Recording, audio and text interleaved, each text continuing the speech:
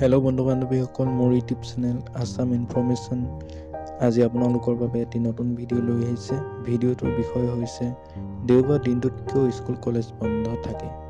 দেওবাৰ সপ্তাহটো এটা দিন যাৰ বাবে সকলো মানুহে উৎসাহেৰে ৰৈ থাকে। এই দিনটোতে মানুহে অনুষ্ঠান বনভোজ আয়োজন কৰি আৰু ভাল লগা সময়বোৰ নিজৰ পৰিয়ালৰ লগত কটায়।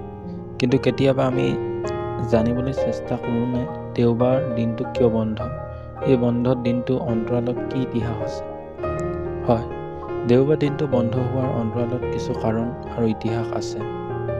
ইয়াৰ প্ৰকৃত কাৰণ এনেধৰণৰ: ভাৰতবৰ্ষত ব্ৰিটিছে শাসন কৰি থকা সময়ত ব্ৰিটিছে এই দিনটো বন্ধ হিচাপে ঘোষণা কৰিছিল, যাতে তেওঁলোকে তেওঁলোকৰ গীৰ্জাত প্ৰাৰ্থনা আৰু নিজৰ ব্যক্তিগত কাম কৰিব পাৰে।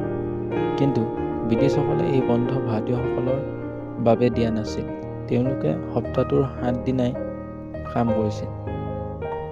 তেতিয়াই ভাৰতীয় শ্ৰমিক কল্যাণ পিতৃৰূপে খ্যাত নাৰায়ণ মেঘাজী লোখণ্ডে ইয়াৰ বিপক্ষে আন্দোলন চলাইছিল আৰু 7 বছৰ বৃহৎ সংগ্ৰামৰ পিছত 1890 চনৰ 10 জুন তাৰিখে প্ৰত্যেক সপ্তাহৰ দেওবাৰ দিনটো বন্ধ হিচাপে ভাৰতীয়সকলৰ বাবে ব্ৰিটিছ চৰকাৰে ঘোষণা কৰে। এই কাহিনীটো ভাৰতীয় স্বাধীনতাৰ আগৰ 1881 চনৰ যেতিয়া ভাৰতীয় শ্ৰমিকসকলে সপ্তাহৰ এটা দিনো ছুটি নোপোৱাকৈ মিলত কাম কৰি থাকিব লগা হৈছিল।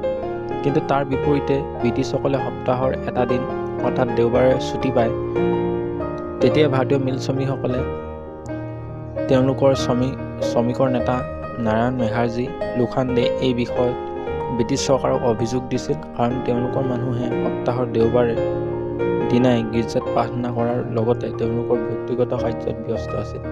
তাৰ বিপৰীতে ভাৰতীয় শ্ৰমিকসকলে সেই দিনটো বন্ধ পোৱা নাছিল।